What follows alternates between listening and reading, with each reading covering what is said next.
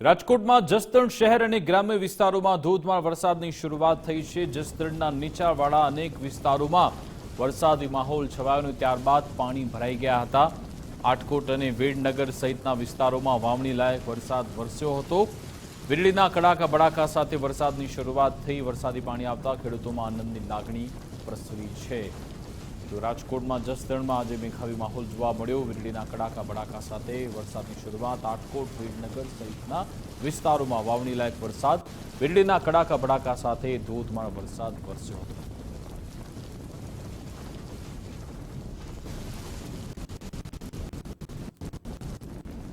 આ તરફ રાજકોટના ધોરાજીમાં પણ વરસાદ આવતા પાણી ભરાઈ ગયા હતા। નીચાણવાળા વિસ્તારોમાં ટીચણસમાં પાણી ભરાયેલા જોવા મળ્યા હતા। ચકાલા ચોક વિસ્તારમાં પાણી ભરાતા લોકો થોડા હેરાન થયા। વાહન ચાલકો રાહદારીઓને ભારે હાલાકીનો સામનો કરવો પડ્યો હતો।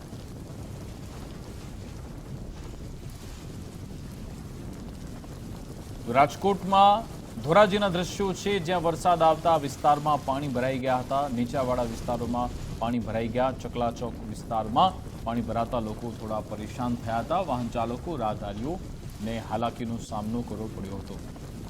હવે વાત કરીશું જૂનાગઢની, જ્યાં માણાવદરમાં પણ વરસાદની શરૂઆત થઈ। શહેરી વિસ્તારો ગ્રામ્ય વિસ્તારોમાં મેઘરાજાની એન્ટ્રી થઈ હતી। વરસાદ વરસતા ખેડૂતોમાં ખુશીનો માહોલ જોવા મળ્યો હતો। જૂનાગઢના દ્રશ્યો, જ્યાં શહેરી વિસ્તારો કે પછી ગ્રામ્ય તમામ જગ્યાએ મેઘરાજાની એન્ટ્રી થઈ અને વરસાદ વરસતા ખેડૂતોમાં ખુશીનો માહોલ જોવા મળ્યો છે।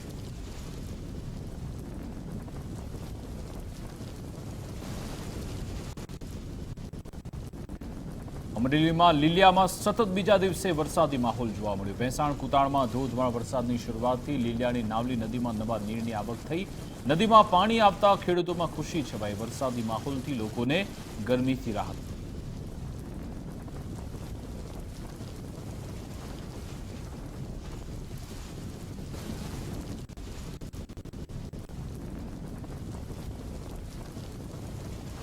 આ તરફ જામનગરની વાત કરીશું, જ્યાં જિલ્લામાં 3 તાલુકામાં વરસાદની શરૂઆત થઈ। કાલાવડમાં ગ્રામ્ય વિસ્તારોમાં સતત બીજા દિવસે વરસાદી માહોલ। ભારે વરસાદને કારણે ટોડા ગામનો ડાયવર્ઝન ધોવાયો। વરસાદને કારણે વૈકલ્પિક ડાયવર્ઝન પણ ધોવાઈ ગયો।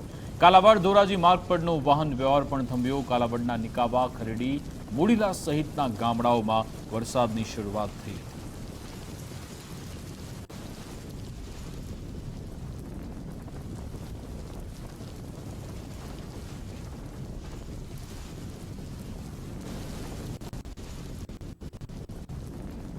દાહોદમાં ગરબાડા પંથકમાં ધોધમાર વરસાદ। વીજળીના કડાકા ભડાકા સાથે વરસાદની શરૂઆત થઈ। ગરબાડા સહિતના નજીકના વિસ્તારોમાં વરસાદી માહોલ। નવાગામ, ગુગરડી, નડવાઈ સહિતના વિસ્તારોમાં વરસાદ। ગરમી બાદ વરસાદ વરસતા વાતાવરણમાં ઠંડક પ્રસરી। વરસાદ વરસતા ખેડૂતોમાં ખુશીનો માહોલ જોવા મળ્યો છે।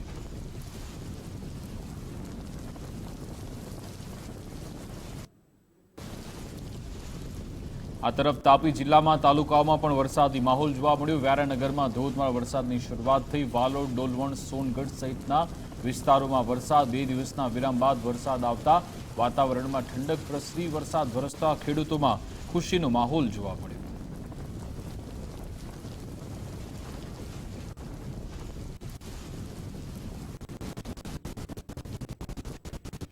બારડોલી નવસારી સ્ટેટ હાઈવે પર પાણી ભરાઈ ગયા હતા। તરભોણ પાટિયા નજીક હાઈવે પર પાણી ભરાયા। હાઈવે પર પાણી ભરાતા વાહન ચાલકો પરેશાન થયા। સરભોળ ગામની સીમમાં ફેક્ટરીનું દબાણના કારણે વરસાદી પાણીનો નિકાલ રોકાયો।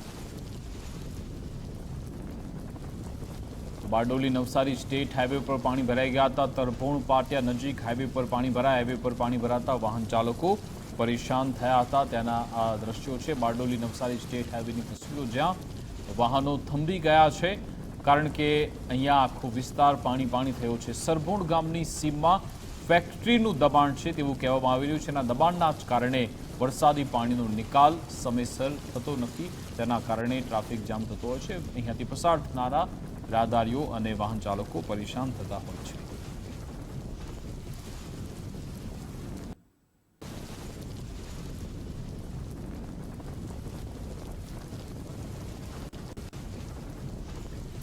સુરત જિલ્લામાં ભારે વરસાદની શરૂઆત થઈ હતી, જ્યાં કોસંબા નજીક વરસાદી પાણી ભરાઈ ગયા હતા। નેશનલ હાઈવે 48 પર પાણી ફરી વળ્યા।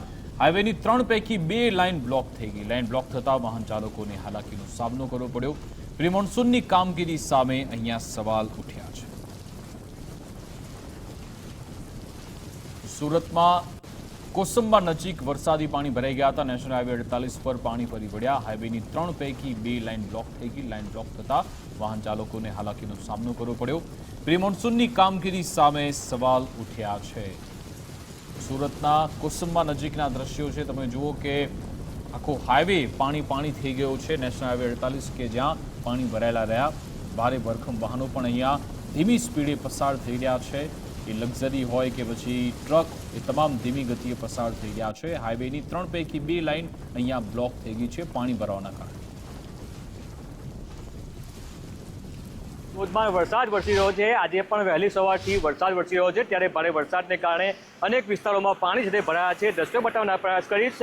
નેશનલ હાઈવે નંબર 48ના દ્રશ્ય છે। આ માંગરોળના કોસંબા નજીકથી પસાર થતો આ જે નેશનલ હાઈવે નંબર 48 છે, જ્યાં પાણીનો ભરાવો છે તે જોવા મળી રહ્યો છે। દ્રશ્યો આપ જોઈ શકો છો, જે પ્રમાણે નદી વહેતી હોય તે પ્રમાણે નેશનલ હાઈવે નંબર 48 ઉપરથી પાણી છે તે વહી રહ્યું છે। દ્રશ્યો આપ જોઈ શકો છો, આખો રસ્તો પાણીમાં ગરકાવ છે તે થઈ ગયો છે। મહત્વનું છે કે જે પ્રમાણે વરસાદ વરસ્યો છે તેના કારણે આ હાલ છે તે થયા છે। ભારે વરસાદને કારણે રસ્તા ઉપર પાણી જોવા મળી રહ્યું છે, ત્યારે ક્યાંક ને ક્યાંક વાહન ચાલકો પણ જીવના જોખમે પાણીમાંથી વાહન પસાર કરવા માટે મજબૂર બન્યા છે। જે પ્રમાણે પાણીનો નિકાલ થવો જોઈએ તે પાણીનો નિકાલ ન થવાને કારણે જે મુખ્ય હાઈવે છે તેના ઉપર પાણી છે તે ભરાયા છે, જેને કારણે વાહન વ્યવહારને પણ મોટી અસર છે તે થઈ રહી છે। હાલ તો જે વાહન ચાલકો છે તે જીવના જોખમે અહીંથી વાહન છે તે પસાર કરી રહ્યા છે।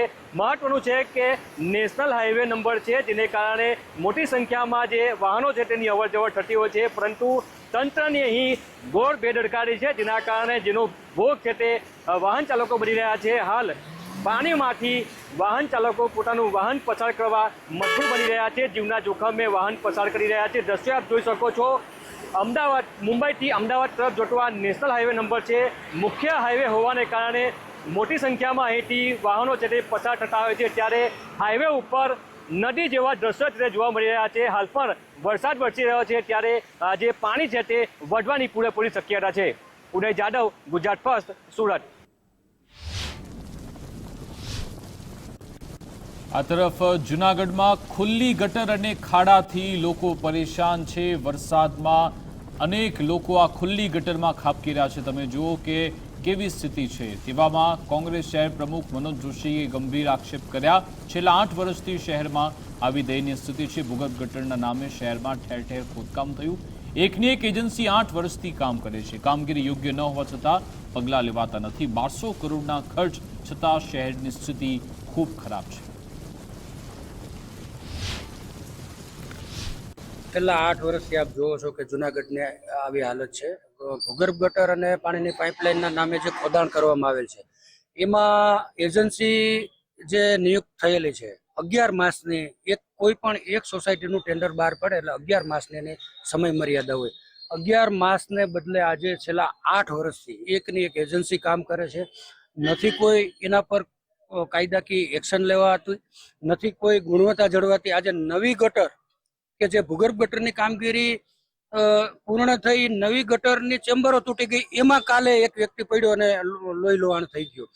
પ્રી મોન્સૂનની કામગીરીમાં આપ જોવો છો કે અત્યારે પાણી ભર્યા છે, ક્યાંય પાણીના નિકાલની 1200 કરોડ રૂપિયા જેવી માતબર રકમ વાપરા છતાં આ હાલત હોય તો આ પૈસા ખરેખર કામમાં વપરાયા ઓછા અને સત્તાધીશોના ખિસ્સામાં વધારે ગયા એવું સ્પષ્ટપણે આપ કહી શકાય।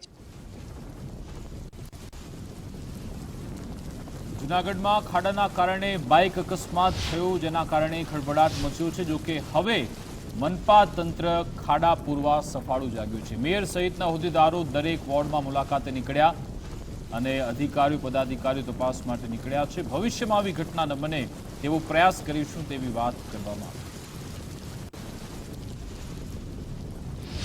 જૂનાગઢમાં ભૂગર્ભ ગટર અને પાણીની લાઇનનું નેટવર્ક પથરાયું હતું, એ પછી જ્યાં જ્યાં એ કામગીરી પૂરી થઈ પછી ત્યાં આગળ અમે પીસીસી સુધીનું જ્યાં જ્યાં કામ કર્યું છે ત્યાં અમે સીસી રોડ લઈ લીધા છે, પણ જ્યાં જ્યાં હમણાં ભૂગર્ભ ગટર અને પાણીની લાઈન થઈ એ પછી અમે પેચ કરવા માટે કીધું હતું, પણ અહીંયા ખાડા પડ્યા છે એ હકીકત છે ને, એટલા માટે અમે બધા 5 પદાધિકારીઓ આ વોર્ડના કોર્પોરેટરો અમે લોકો અહીંયા પોતે નિરીક્ષણ કરવા માટે નીકળ્યા છીએ. 24 કલાકની અંદર અહીંયા આગળ મેટલ પથરાઈ જાય, અહીંયા કોઈ ખાડા ન રહે એ જોવા માટે અમે નીકળ્યા છીએ ને તંત્રને પણ સૂચના આપી છે કે આ ખાડા ન રહે અને કોઈ પડે નહીં એવી તકેદારી રાખવા માટેની સૂચના આપી.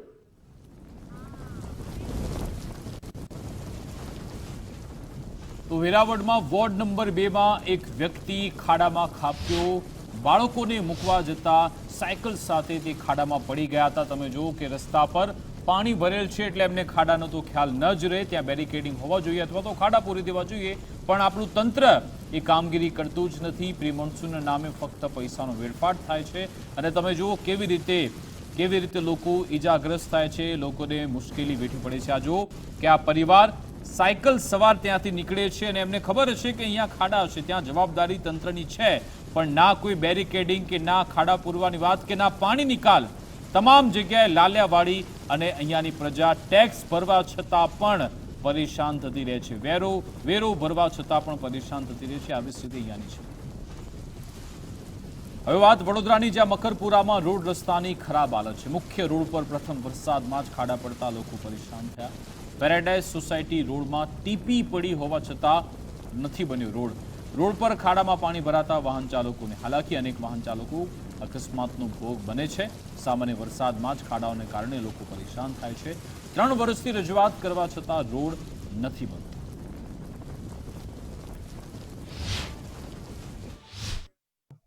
રજૂઆત કરેલી છે 1-2 વાર, પણ હજુ સુધી કંઈક એનો નિકાલ આવ્યો નથી. આ એક હવેલી પાસે પ્લાઇમ પેરાડાઇઝ કરીને એક 14 માળનું એક બિલ્ડિંગ છે, ત્યાં એક ડુપ્લેક્સ છે અને ત્યાં આગળ એક રોડ અમારો નીકળેલો છે આવવા જવાનો સોસાયટીનો. તો ત્યાં એક ઘણા બધા 2-3 ખાડા મોટા પડી ગયેલા છે. તો સ્કૂલમાં જે છોકરાઓને આવવા જવાની પણ તકલીફ પડે છે. ચોમાસાની સામાન્ય શરૂઆતમાં ત્યારે એટલી બધી ભયંકર સ્થિતિ છે કે લોકો પડી જાય છે, સ્લીપ ખાય છે, ચાલવામાં બી ચીકણી માટીની અંદર તકલીફ પડે, નાના છોકરાઓને સ્કૂલ જવાની તકલીફ પડે. રજૂઆતો કરી થઈ જશે પણ હજુ કોઈ એનું નિરાકરણ આવતું નથી. કારણ કે આ 2 સોસાયટીના માણસો અહીંથી અવર જવર કરવાની, નાના છોકરાઓને લઈને જવાનું, લોકો પડી જાય છે, લેડીઝો પડી જાય છે સ્લીપ ખાઈને. હા, રસ્તો પાસ થયેલો છે એમ કે થઈ જશે, એવી જેમ ન તો સાંત્વના આપે છે. વડોદરા શહેરમાં ચોમાસા પહેલા જ રોડ રસ્તાની હાલત છે તે બિસ્માર બની છે ને તેને લઈને લોકોને પણ હાલાકીનો સામનો કરવાનો વારો આવે છે. હાલ અમે જ્યાં છીએ એ મકરપુરા વિસ્તારમાં આવેલ હવેલી 4 રસ્તાના દ્રશ્યો છે કે અહીંયા જે મુખ્ય ટીપી રોડ આવેલો છે ને એ રોડ છે કે જેની બિસ્માર હાલત છે. તેના કારણે અહીંયાથી જે પસાર થતા લોકો છે તેઓની પણ અવરજવર કરવી જોખમી બની છે. રસ્તાના સમારકામ માટે સ્થાનિકો દ્વારા માંગ કરવામાં આવી છે, રજૂઆત કરવામાં આવી છે, તેમ છતાં પણ લોકોની જે સમસ્યા છે તેનો નિકાલ નથી આવ્યો. ગઈકાલે પણ એક સીસીટીવી સામે આવ્યા હતા કે એક જે મહિલા હતા કે તેઓ અહીંયાથી જે એક્ટિવા લઈને પસાર થઈ રહ્યા હતા તે દરમિયાન અચાનક જ તેમનું એક્ટિવા છે તે સ્લીપ ખાય છે અને તેમને અકસ્માત પણ નડે છે. એટલે બિલકુલથી અહીંયાથી હાલ પસાર થવાની અંદર લોકો છે તે ક્યાંક ને ક્યાંક ડર અનુભવી રહ્યા છે, કારણ કે આખો આ જે રસ્તો છે અને રસ્તા ઉપર ખાડા છે ને તેના કારણે બાજુમાંથી જે પસાર થઈ રહ્યા છે ને ત્યાં પણ ચીકણી માટી હોવાના કારણે લોકોને પરેશાની થઈ રહી છે. લોકો કહી રહ્યા છે કે તાત્કાલિક આ જે સમસ્યા છે તેનું નિરાકરણ લાવવું જોઈએ, કારણ કે આગામી સમયમાં ચોમાસું આવશે, વધારે પાણી ભરાશે તો લોકોને હજુ વધારે સમસ્યાનો સામનો કરવો પડશે. 2 વર્ષથી લોકો રજૂઆત કરતા આવ્યા છે, પરંતુ આ રજૂઆત છે કે તેમનો નિકાલ નથી આવ્યો. એટલે લોકોએ હવે ક્યાંક ને ક્યાંક રોષ છે તે જોવા મળી રહ્યો છે. લોકો કહી રહ્યા છે કે તાત્કાલિક ધોરણે આ જે સમસ્યા છે તેનું નિરાકરણ લાવવું જોઈએ, જેથી કરીને અહીંયા જે વસતા લોકો છે તેમને હાલાકી ન પડે. કેમેરામેન DK સોલંકી સાથે અલ્પેશ સુથાર, ગુજરાત ફર્સ્ટ, વડોદરા.